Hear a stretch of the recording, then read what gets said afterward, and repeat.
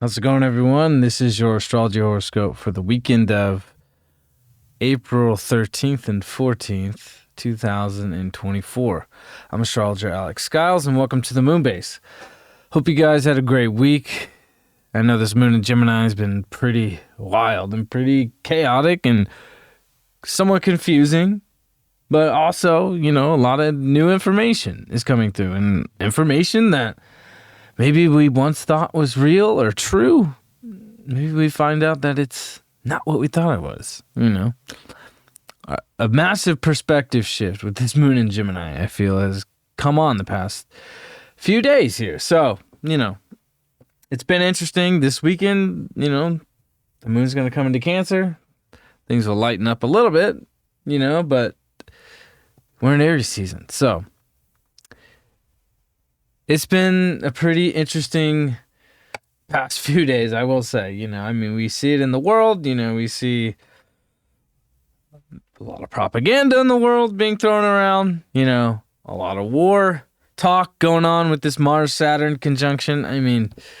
In our personal lives, it's just like we have to do the best we can to kind of, maintain a solid trajectory, and not get sucked into the craziness. This moon in Gemini squaring Neptune, this moon has gone through some fucking weird shit, the past few days, squaring Saturn, squaring Mars. So now it's like, okay, this is the final, final weird spot that this moon has to kind of deal with. So, emotionally, we can kind of get thrown off a little bit, with this moon square Gemini. I think it's very confusing. There's a lot of confusing information coming at us, and we don't really have all the facts yet. Mercury's retrograding at 21 degrees. The sun's now at 24. Venus in Aries is now at 10 degrees. So I think we have to keep maintaining our own trajectory, for ourselves, and not for some external validation or, to validate some external force, or to, sacrifice our identity for some relationship that is just going to keep sucking us into the same past life patterns, or just, over the past 6 months, especially, and definitely since past last July, we've been dealing with this, so a lot of the weirdness and a lot of the confusion that can come up this weekend, the way to work through that is to just keep focusing on our healing of our identity. This Chiron in Aries, this Venus is now 10 degrees. The North Node's at 15. This is where Mercury is going to go direct. So Venus is about to get to the same spot. So I think really this message with this Mercury retrograde is connected to Venus, with Venus being here. It's connected to Chiron and this solar eclipse, so, and the sun, obviously.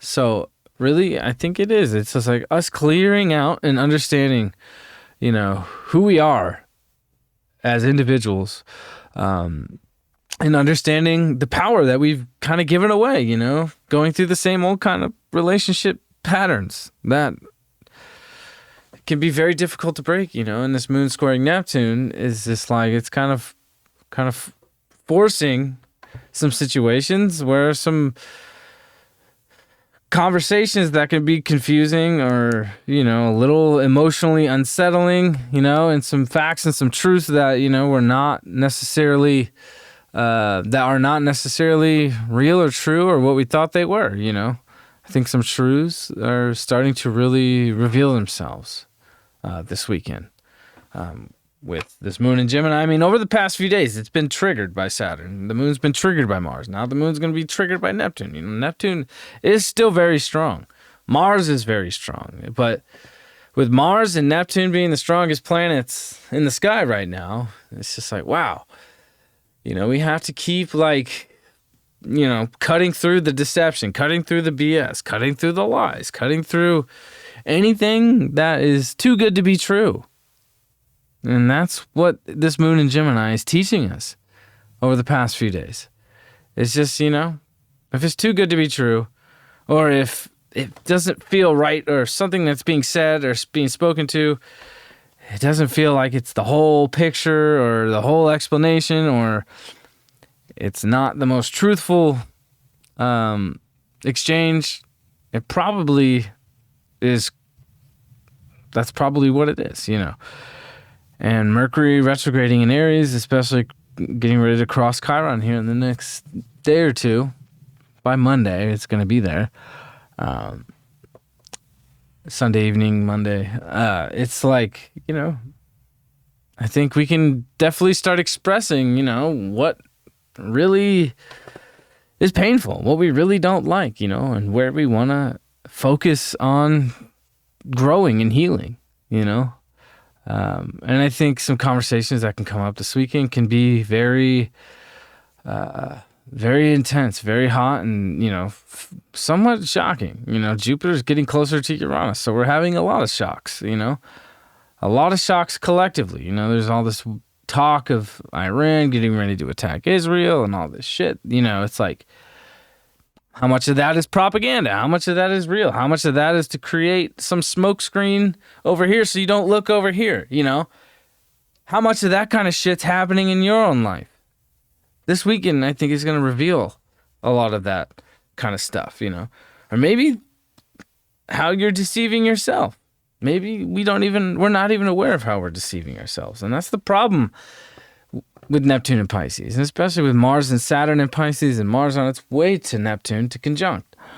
It's like, man, we got to really be as objective as we can to our reality right now, but also not lose sight of the vision, not lose sight of, our spiritual connection, and our all loving connection to our purpose and our divine source, or whatever that is for you. It's different for all of us, So discernment is very important going through these transits. And the moon's going to come into Cancer here Saturday afternoon. Going into the afternoon, the moon's going to hit 0 degrees of Cancer. It's going to make a weird angle to Pluto here. So, I think this, like the emotions that are coming up this weekend and the information, it could really test our security, and where we feel comfortable, who we feel comfortable with, and it can definitely bring up a lot of insecurities and a lot of discomforts, and we can feel slightly disconnected from what used to make us comfortable or what we thought made us comfortable, So this is helping us redirect the energy of okay, I need to go somewhere where, I feel comfortable, I feel safe, I feel secure. Because there can be this sense of, disconnectedness with this moon making this in conjunction to Pluto and Aquarius. It's like Pluto's very disconnected, and the moon, it just wants to emotionally connect, The moon rules Cancer. So this is at its most sensitive place. So if you're feeling like connections or relationships or deep connections or deep partnerships are just not connecting in the same way emotionally, now's the time where things are really going to shift and change. This Venus is on its way to the North Node. So karmically, whether you like it or not, the tides are going to turn, But ultimately, it's going to help us become a better version of who we are as individuals. And that's what Aries is all about. And we've been having this conversation all year with Chiron and the North Node in Aries. So now that we're actually here and actually dealing with it, we just had this eclipse. So that just, We've already seen just in 5 days, because the eclipse was this past Monday. It's the 13th now. So if I did the math right, I think I did. Yeah, I did. So it's just even when it's hard to let things go and it's uncomfortable, we have to realize that the divine source always has our back, or God or whatever, like we can't control things. We can't waste our time controlling things. And it's nice now because, Pluto's in Aquarius and Pluto's not in Capricorn anymore. Like I have personally felt this weight being lifted off of my shoulders, feeling like, I don't have to control every freaking aspect of my life. Like, you can let things carry you where you need to be, And this moon in Cancer, I mean, even though it's going to make a weird angle to Pluto, I mean, thank God. I think with the, honestly thinking about it now, and it's like, wow, even though this moon feels a little weird, the moon's like, thank God I don't have to oppose Pluto and Capricorn. Because the moon in Cancer has been opposing Pluto and Capricorn since 2008. 14 years, 15 years, I don't know. Long fucking time. More than that. So, I think it's finally, when this moon's coming into Cancer, it's kind of catching a break here. But it is testing our security, making this weird angle to Pluto. It's like, if things feel disconnected, go where you feel secure the most, for sure. And this moon will square Venus, so, it's like, things might just taste funny. Things might not taste the same, a relationship might not look the same, Or you might look at yourself in the mirror and say, man, I just don't look the same. Like, we're evolving into a whole new identity here. And I think this moon in Cancer, it can kind of feel a little uncomfortable emotionally. It's like, wow, like things just don't feel the same. Things don't look the same. But thank God this moon's not opposing Pluto, where it's just like, well, I want to be able to control it. If things aren't feeling and looking and tasting the same, it's just like, well, we have to kind of disconnect and move on and, go where we can feel secure and feel comfortable, So this can be challenging, but I think healthy, to realize like, wow, like we are actually changing and evolving and growing and becoming a new version of who we are, a new identity, and it's been a long time coming. Chiron's still got a ways to go through Aries here. And, Mercury's going to deal with Chiron here.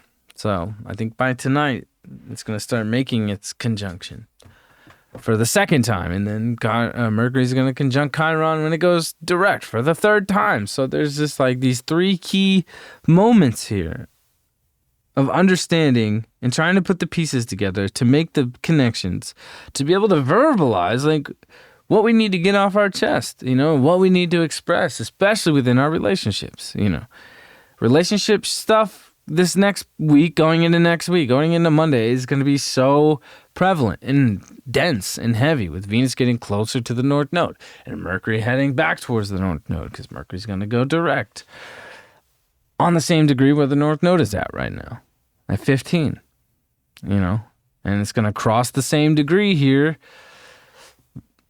within, by Monday, where the eclipse happened. And Chiron's still at 19, where the eclipse happened. So, relationship stuff is starting to come back up again, like very heavily, as we went through with the Chiron North Node conjunction. Now it's like, it's really starting to work itself out, But Mars will come into Aries before we know it, in a few weeks here. Then we can actually start actively moving forward in a physical way towards what the new version of ourselves is going to look like, apart from whatever relationship stuff that's been holding us in the past and holding us in a place that's not meant for us. Then this moon is going to square the nodes after it squares Venus. So this is when we feel it's like, okay, now it's like I got to, take a new direction here. I really have to cut ties with what is really just keep pulling me back into the same old cycles and the same old BS, and it's not helping me become the better version of myself. So this moon's going to like really activate, this eclipse. And then it's going to really bring up a lot of the trigger points that the eclipse activated. That, it's not just when the eclipse happens and it's just like, oh, it just happened. It's like, no. The next 15 to 30 days, before and after an eclipse, that's when we see what the eclipse is all about. And definitely when we get to these square points of where the eclipse has happened is when we really get pushed into the next direction. So this is the moment where it's like, if we're feeling insecure where we're at within a relationship or within ourselves, this is the moment that's connected to this eclipse where it's going to force some change here. And it's needed. It's very well needed. And then, what's good after that happens, it's like we can actually start moving forward in a positive way once this moon trines Mars and Saturn, at least when the moon squares the node, it's going to trine Saturn. So at least, when we get to express how we feel and express our emotions, how we feel, at least it's really going to stick to the wall, right? At least it's really going to have some weight, and really make a deep impact, but in a healthy way, it's like, it doesn't have to be so intense and aggressive, as we had with the moon and was in Gemini squaring Mars and Saturn. So now we can really lay things down and let it out and say how we feel so we can start moving forward in a positive way, despite, the chaos and kind of the insanity and the craziness we just went through, because it's definitely been ramped up here, through this eclipse and this moon in Gemini, definitely fucking making things a little weird, And we saw that fucking astrologer lady here in LA. I live in LA, so it's like we had that astrologer woman who fucking just killed her 2 kids and her fucking husband. It's just crazy. I mean, people are fucking going off right now. This world's going off. So it's like we have to cut ties with what is just holding us in the past, with the South Node Libra, it's all connected to relationships. It can drive us fucking nuts. It could drive us bananas. So, if it's not good for your best Aries self, this eclipse is going to keep pushing the situation towards that direction, whether we like it or not. If you think you can control it, it's not going to work out for you because Pluto's not in Capricorn anymore. Pluto's in Aquarius. So you got to be ready to take the curveballs and the shifts and changes as they come. You got to be able to ride the wave, especially with Mars and Pisces is about to conjunct Neptune. You got to be able to ride the wave, So, and at least this moon will make good aspects to Mars and Saturn. So we can start moving forward in a positive direction and lay down the boundaries and set the boundaries, set healthy boundaries. And, this is my boundary. It's like, this is, I'm not going to cross this and I don't want you to cross that either. So at least we can start to have that understanding,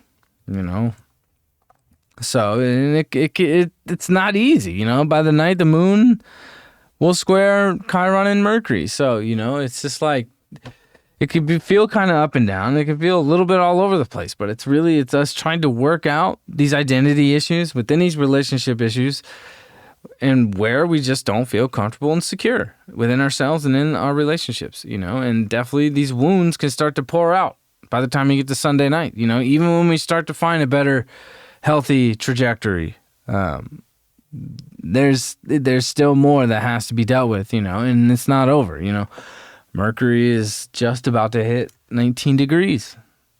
So before you know it, we're going to start to really be able to analyze and piece the things together in ways that we have not been able to yet, So, and Jupiter is just days away from making its conjunction with Uranus. So, we're going to have some massive big shifts in our life, in a positive way, but in a big way, at least in our personal lives, in the world, we definitely will see some big shakeups, some big curveballs. We got to remember that, Jupiter-Uranus transit, it happens every 13 years. But the last time you had Jupiter-Uranus conjunct was 1940, pre-World War II, or right when World War II was really starting to ramp up before the United States got into the World War. We didn't get into the World War till 41 when Pearl Harbor happened. So that was a Jupiter-Uranus conjunction when, that shit started moving forward. We're seeing that in the world now. Not saying what it's going to be. You know, I'm not here to, definitely on Daily Horoscope, I'm not trying to get into that stuff, you know, and which I know a lot of you would appreciate that, but, you know, I think that's for another time and space, which I definitely want to open up that space for sure, and that conversation, you know, but I mean, we're seeing it. We're seeing massive shifts and definitely alliances and different, you know, people come together. You know, we're seeing people stand up more than ever, you know, with Pluto and Aquarius and saying no, you know, like this is, we the people do not want this shit, you know, and, you know, it will be known. But we got to think in 2010, at the end of 2010, going into 2011, it was that Jupiter-Uranus when the fucking big earthquake, the Fukushima earthquake happened, right? Which was fucking terrible. You know, I mean, they don't talk about it that much anymore, but I'm pretty sure that shit's still leaking into the ocean, right?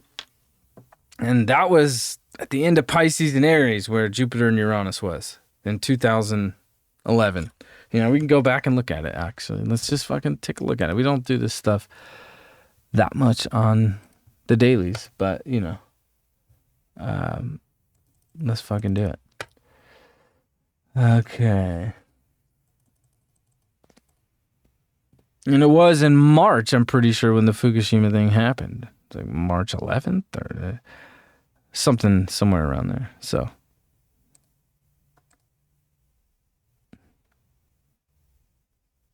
yeah.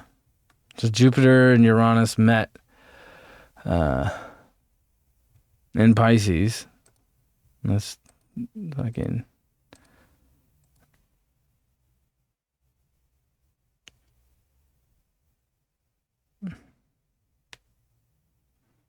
Well, yeah, it was 0 degrees of Aries, actually. 29, 0 Aries. Let's see. There we go. Yeah, it was 0 degrees of Aries. This is, you know, this was a moment. This was a crucial, critical moment when things really took a shift. This is an interesting day. Is that this moon in Aries, June 6th, 2010. This moon activated that, you know. When was the Fukushima earthquake? Let's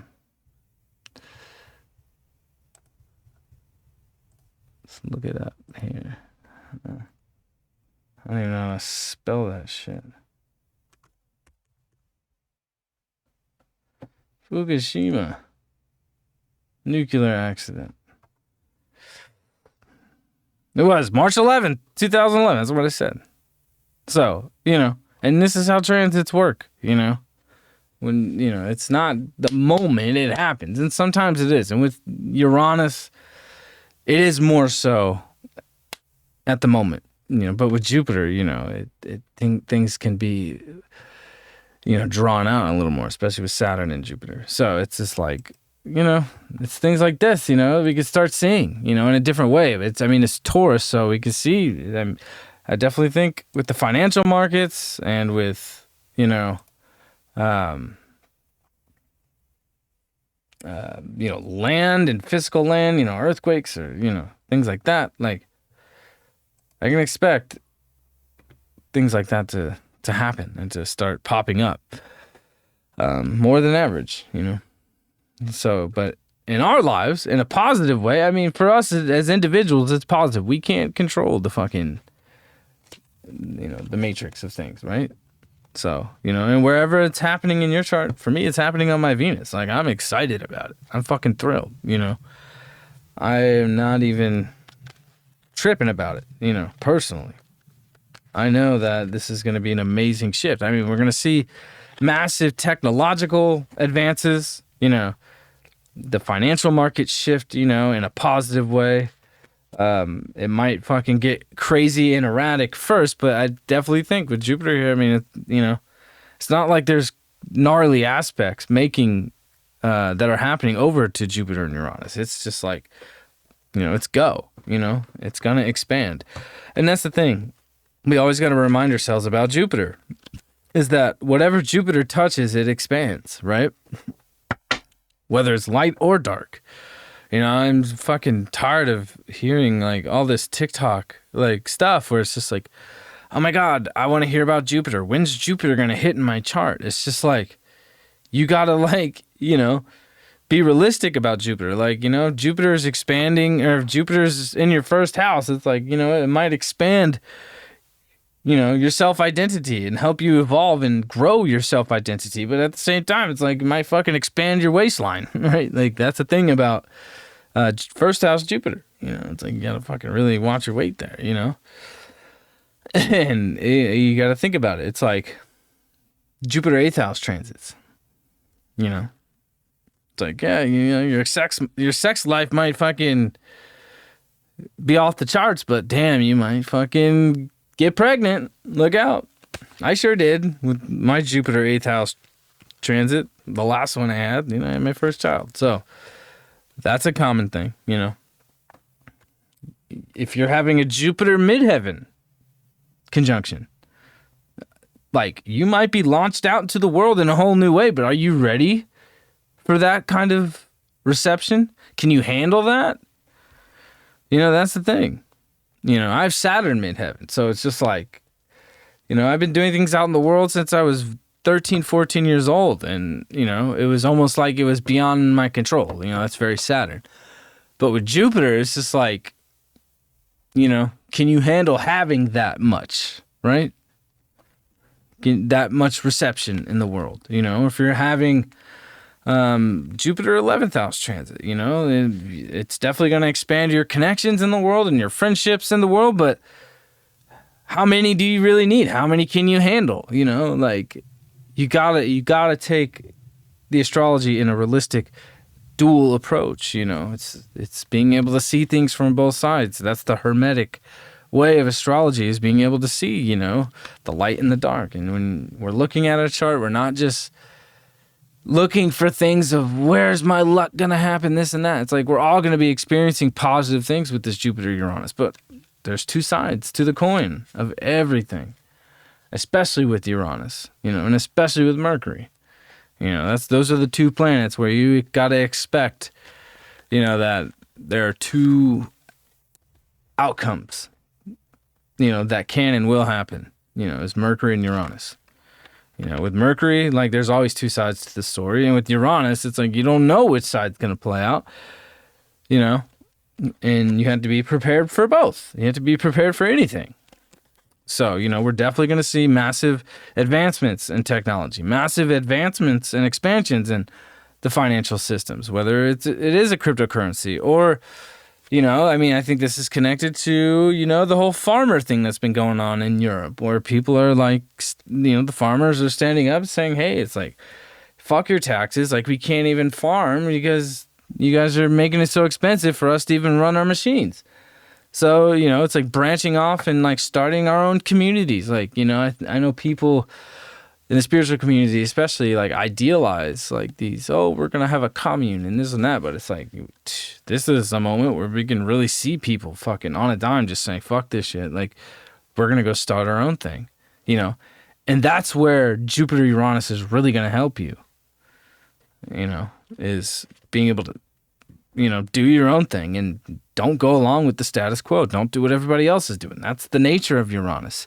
So if you're willing to play that card and gamble on that, because that Uranus is a gamble, it will expand, you know, but you got to be prepared for that expansion. You got to be able to handle that expansion. Jupiter's big. Whatever it touches, it will blow it up, you know, whether it's a bomb blowing up or your fucking bank account blowing up, you know, like, it goes both ways, and you got to be prepared for that, and you got to be honest about it. And that's, you know, why I personally like love astrology, and how it's helped me in my life is to be like completely realistic and honest, you know, maybe not completely realistic, but, you know, it's Neptune and Pisces. So it's like, you know, but being able to be as objective as one individual can be, which we never can be fully. You know, that's why relationships are so important, and that's what we've been going through with Chiron and the South Node, is just, you know, weeding out the ones that aren't good for us and aren't honest for us, you know, and weeding out, you know, the yes people. That's the thing about the South Node in Libra. It just brings on the yes people. You know, the people who just agree with you. You know, Libra just fucking, yeah, sure. You know, you can't just agree with everything. But then again, on the other end of the duality of Libra, it's like they will just want to fucking debate everything. So it's like, you know, you got to be able to make decisions with the North Node in Aries and this Mercury retrograde in Aries and Venus and the Sun and this eclipse in Aries we just had. We had to be decisive about what we want as individuals, you know. And if we can really go along with our own way of doing things and not do what, you know, the Capricorn matrix system wants us to do or what everybody else is doing, you are going to win with this Jupiter Uranus. Big time. You know, I'm excited for it, you know. And as, you know, we keep saying, and I try to project this as much as I can when I'm making these videos, is that, you know, like there's a lot of fear that always goes around, you know, obviously in the mainstream media, but now more so in the spiritual astrology community. You know, there was so much fear around this eclipse. I saw so many people talking about, oh, like this Venus-Neptune, like there's something to be scared of, you know? It's like, you know, there's crazy aspects to the Venus-Neptune, you know, maybe there's something to look out for, you know? Like yesterday, we had the moon in Gemini squaring Mars, squaring Saturn after the Mars-Saturn conjunction. That's something to be a little cautious about. That's something to keep the eyes in the back of your head about, you know. But the eclipse and all the Aries energy and all the Pisces energy, it's all about moving forward. You know, Mars is in Pisces. You know, we just had the eclipse in Aries. Venus is about to conjunct the North Node in Aries. Mercury is in Aries, retrograding, and then we'll go direct here on the 25th. So it's just like we're moving forward, you know. We don't have any outer planets retrograde yet. You know, Pluto will be the first one in June to go retrograde, the first or second week of June. In May. My bad. I said that wrong. The first or second week in May, Pluto's going to retrograde. You know, so we're less than a month away from the first major outer planet going retrograde. So, you know, we got to stay on our own path. We got to stay on our own course, you know, and be decisive and have very strong discernment about our individual selves and our relationships, and definitely what's being thrown at us from the external world, you know, and doing away with what's not for us, what's not good for us, and definitely absorbing and moving forward what we know is good for our soul. So, you know, and having the positive intentions, you know. And it's like the Six of Pentacles. It's like, you know, this brings up the South Node in Libra to me. It's like, you know, you can only help so many people, you know. How much of yourself are you going to give away? How much of your own value are you going to give away until you really just, you know, give yourself what you need, you know? And like, I'm not saying this out of this like kind of spiritual, like new agey fucking self-love, like narcissism. I'm saying this strictly out of the astrology with the North Node in Aries, the Sun, Mercury, and, you know, Chiron and Venus. This is all about the self, the identity and the ego. How much of that value are you going to just give away to the South Node in Libra? You know? That's what this eclipse is trying to teach us with Chiron here, opposing the South Node in Libra. That's what this is all about, you know. And with Venus crossing the North Node, and when Mercury goes direct, we're going to start to be able to put the pieces together in ways we have not been able to yet, because it hasn't been easy, you know. And this moon in Cancer this weekend is definitely going to be bringing up a lot of emotional stuff too that's connected to this, you know, and it's going to be activating that square point of the eclipse. So we got to be ready this weekend to be able to make changes and make shifts. And, you know, that's when we can do that. That's where we can find some real emotional security, you know, and feel safe and feel protected and feel secure within ourselves and within our relationships. And definitely within the structure that we're building in our own lives. especially spiritually with Mars and Saturn still close together. So anyway, have a great weekend. I love you guys. Thank you so much for being here. I really appreciate it. If you're new here, subscribe to my channel, like this video, leave a comment, say what's up. Find me on all of my social media platforms, my Instagram, my TikTok, the Spotify. If you use Spotify, I do post these videos to Spotify as well. But I'd prefer if you were here on YouTube. But I do post them to Spotify because, I want to keep that option open for people because, I do like Spotify. I listen to a lot of music, even though I fucking hate Spotify. And I got this new deal that I'm working out with, actual physical products with this company from South Korea that will be releasing a lot of different music on because I do run a record label and I'm a producer. And I have a lot of cool artists that I am about to dump a shitload of music with. So this is Jupiter, Uranus on my Venus with this new technology that I think could shake things up. At least make a dent. Maybe not take over, but at least challenge what's been the status quo, what's been the normal, and actually bring value to the art again. I'm super stoked about it, and I'll talk more about that once we start moving forward with that, because I know a lot of people here are music lovers, and I know a lot of people in the astrology world are musicians and music lovers anyway, because there's a massive, to me, it's the same thing. It's the same kind of language, emotionally, So, and don't forget, I got my Jupiter-Uranus conjunction in Taurus reading sales still live on my website. It'll be over once Jupiter goes into Gemini. The last 2 weeks of May are still open going into June. So the link to my booking website is in the description of this video with all the links to all my social media platforms. So be sure to hit that shit up. Have a great weekend, and I will see you all on Monday. Peace.